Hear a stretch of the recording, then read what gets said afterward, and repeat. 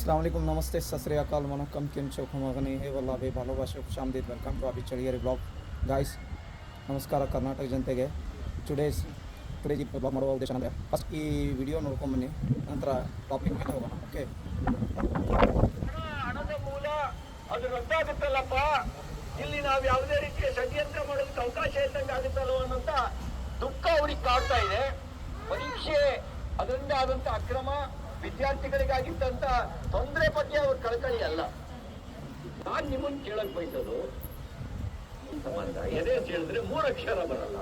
ಆತ ಬಂದು ನೀಟ್ ವಿರುದ್ಧ ಹೋರಾಟ ಅಂತ, ಧರ್ಮೇಂದ್ರ ಪ್ರಧಾನ್ ರಾಜೀನಾಮೆ ಕೊಡ್ಬೇಕಂತೆ, ಮೋದಿ ಹಠಾವಂತೆ. ನಾನು ನಿಮ್ಮನ್ನು ಕೇಳಕ್ ಬಯಸ್ತೇನೆ, ನಿನ್ನ ಎದೆ ಸಿಳ್ಳೇ ಇಲ್ಲ, ನೀನು ನೀಟ್ ಬಗ್ಗೆ ಮಾತಾಡ್ತೀಯ, ಇನ್ನ ಸಿಎಗೆ NRCಗೂ ಈ ನೀಟ್ ಪರೀಕ್ಷೆಯ ಪ್ರಶ್ನೆ ಪತ್ರಿಕೆಯ ಲೀಕ್ ಆಗಿದ್ದಕ್ಕೂ ಏನು ಸಂಬಂಧ? ನೋಡಿದ್ರಲ್ಲ ಗೆಳೆಯರೇ, ಇವತ್ತು ಟಾಪಿಕ್ ಮೇಲೆ ಬರೋಣ. Let's get the topic. Mister CT ರವಿಗೆ ನಾನು ಹೇಳೋದು ಇಷ್ಟಪಡೋದೇನೆಂದರೆ, ನಾವು ಭಾರತೀಯರು, we are Indians, we the people, we the Indians. ಇಲ್ಲಿ ಎಜುಕೇಷನ್ಗೆ ಯಾವುದೇ ಸಮಾಜ, ಯಾವುದೇ ಧರ್ಮ, ಯಾವುದೇ ಜಾತಿ, ಯಾವುದೇ ಮತ ಅನ್ವಯಿಸೋದಿಲ್ಲ. ಬಾಬಾ ಸಾಹೇಬ್ ಅಂಬೇಡ್ಕರ್ ಅವರು ನಮ್ಮ ಸಂವಿಧಾನ ಕೊಟ್ಟಿರೋದು, ಸರ್ವ ಧರ್ಮದವರು ಎಜುಕೇಷನ್ ಮಾಡಲಿ, ಸರ್ವ ಧರ್ಮದವರು ಸಮಾಜದಲ್ಲಿ ಒಳ್ಳೆಯ ಸ್ಥಾನಮಾನ ಪಡೀಲಿ, ಒಳ್ಳೆಯ ಉದ್ಯೋಗಗಳು ಮಾಡಲಿ, ದೇಶಕ್ಕೊಂದು ಕೊಡುಗೆ ಕೊಡಲಿ ಅಂತ. ಅದೇ ಟಾಪಿಕ್ ಮೇಲೆ ನಾನಿವತ್ತು ನಿಮ್ಮ ವಿಡಿಯೋ ನೋಡಿದೆ. ಮಿಸ್ಟರ್ CT ರವಿ ಅವರೇ, ನೀವೊಬ್ಬರು ಉನ್ನತ ಸ್ಥಾನದಲ್ಲಿದ್ದು ಒಳ್ಳೆಯ ಸಚಿವರ ಸ್ಥಾನದಲ್ಲಿ ಕೆಲಸ ಮಾಡಿ, ಸುಮಾರು 2-3 ಸಲ, ನನಗೆ ಗೊತ್ತಿರೋದ ಪ್ರಕಾರ ಸುಮಾರು 2-3 ಸಲ MLA ಆಗಿ ಜನಸೇವಕರಾಗಿ ನೀವು ಕೆಲಸ ಮಾಡೋದು, ಜನಸೇವಕರಾಗಿ ಆಯ್ಕೆ ಮಾಡಿರೋದು, ನಿಮ್ಮ ಜನರ ಸೇವೆ ಮಾಡಲಿ, ಸರ್ವಧರ್ಮದವ್ರದ್ದು ಕೆಲಸ ಮಾಡಲಿ, ಎಲ್ಲರ ಜೊತೆ ಸಹಾಯ ಮಾಡಲಿ ಅಂತಾನೆ. ಆದರೆ ನೀವು ಮಾಡ್ತಿರೋದು ಹಿಂದೂ ಮುಸ್ಲಿಂ ಲವ್ ಜಿಹಾದು, ಆ ಜಿಹಾದು, ಈ ಜಿಹಾದು, ಜನರನ್ನ, ನಮ್ಮ ಅಮಾಯಕರ ಎಲ್ಲ ಸಮಾಜದ ಯುವಕರ ಭವಿಷ್ಯ ಹಾಳು ಮಾಡ್ತಾಯಿದ್ದಾರೆ. ಅದಕ್ಕೆ ಉದ್ದೇಶ ಏನಪ್ಪ ಅಂದರೆ, ಇವತ್ತಿನ ಟಾಪಿಕ್ ನನ್ನ ಕೇಳ್ತಾ ನೆನಪು ಬಂತು. ಸರ್, ನೀವು ಒಬ್ಬರು ಸಚಿವರಾಗಿದ್ದರು, ನೀವು ಒಂದು ಒಳ್ಳೆಯ ಕೆಲಸದಲ್ಲಿದ್ದು ಹುದ್ದೆಯನ್ನು ಖಾತೆಯನ್ನು ನಿಭಾಯಿಸಿ ಜನರನ್ನ ಸಮಾಜನ ಯಾವ ಥರ ನಡ್ಸ್ಕೊಂಡು ಹೋಗಬೇಕು, ಯಾವ ಥರ ಹೇಳಿಕೆ ಕೊಡಬೇಕು ಅನ್ನೋಂಥ ಅಷ್ಟು ಬುದ್ಧಿವಂತಿಕೆ ಏನೂ ಇಲ್ವಾ?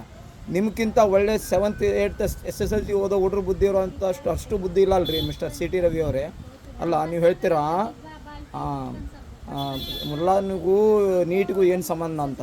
ನೀವು ಸ್ವಲ್ಪ ನಿಮ್ಮ ಹಿಂದೂ ಮುಸ್ಲಿಂ ಬಿಟ್ಟು ಸ್ವಲ್ಪ ಆಚೆಗೆ ಬಂದು ನೋಡಿರಿ, ಸಮಾಜ ಯಾವ ಥರ ಮುಂದೆ ಬಂದಿದೆ, ಎಲ್ಲ ಸಮಾಜ ಎಜುಕೇಷನ್ದಿಂದ ಇಂಥ ಮುಂದೆ ಬಂದಿದ್ದಾರಂತ ಸ್ವಲ್ಪ ಗಮನ ಕೊಟ್ಟು ನೋಡಿ. ನಿಮ್ಗೆ ಅಷ್ಟು ಮಾಹಿತಿ ಇಲ್ಲ ಅಂದರೆ ಎಜುಕೇಷನ್ ಡಿಪಾರ್ಟ್ಮೆಂಟಲ್ಲಿ ಕೇಳಿ, ಯಾವ್ಯಾವ ಸಮುದಾಯ ಯಾವ್ಯಾವ ಎಜುಕೇಷನ್ನಿಂದ ಎಷ್ಟು ಹೈಯರ್ ತನಕ ಹೋಗಿದೆ ಅಂತ. ನೀವು ಒಂದು ಓದಿಲ್ಲ ಅಂತಂದರೆ ಇಡೀ ಸಮಾಜ ಎಜುಕೇಷನ್ನಿಂದ ಹಿಂದುಳಿದಿದೆ ಅಂತ ತಿಳ್ಕೊಬೇಡಿ.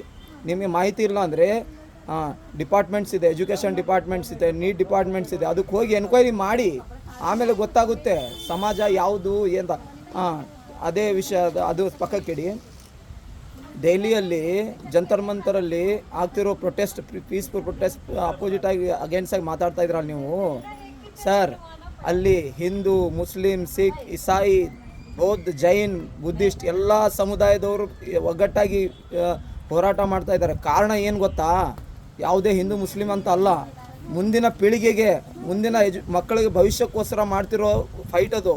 ನಿಮ್ಗೇನು ಗೊತ್ತು? ನಿಮ್ಮ ಮಕ್ಕಳೆಲ್ಲ US, ಅಮೇರಿಕಾ, ಆಕ್ಸ್ಫರ್ಡ್ ಯೂನಿವರ್ಸಿಟಿಯಲ್ಲಿ ಓದಿಸ್ತಾ ಇದ್ದೀರಾ, ನಿಮಗೆ ಬೇನೆ ಇಲ್ಲ. ಯಾಕೆಂದರೆ ಒಂದು ಸಮಾಜ ಬೆಳಿಬೇಕಂದ್ರೆ ಎಜುಕೇಷನ್ ವೆರಿ ಇಂಪಾರ್ಟೆಂಟು. ಅದನ್ನೇ ಲೀಕ್ಔಟ್ ಮಾಡಿಬಿಟ್ರೆ ನಿಮ್ಮಂಥ ಜಾತಿವಾದಿ ರಾಜಕಾರಣಿಗಳಿಂದ ಇಡೀ ಸಮಾಜಕ್ಕೆ ಕೆಟ್ಟ ಹೆಸರು. ನೀವು ಮಾಡ್ತಿರೋ ಕೆಲಸಕ್ಕೆ ನನ್ನ ಖಂಡನೆ ಇದೆ. ಇದನ್ನು ಹೇಳ್ತಾ ಇರೋದು ಗೆಳೆಯರೇ, ಈ ರಾಜಕಾರಣಿಗಳು ಮಾಡ್ತಿರೋ ಕೆಲಸನ ಸ್ವಲ್ಪ ಗಮನವಿಟ್ಟು ಕೇಳಿ.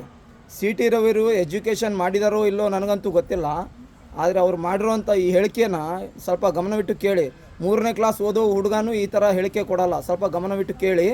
ಇದನ್ನು ನಾನು ಹೇಳ್ತಾ ಇದ್ದೀನಿ. ಮಿಸ್ಟರ್ CT ರವಿಯೇ, mind it. More then again I will told you, mind your whole tongue. Don't against in talk the anybody's community, okay? Mind it. Take care. Have a nice day.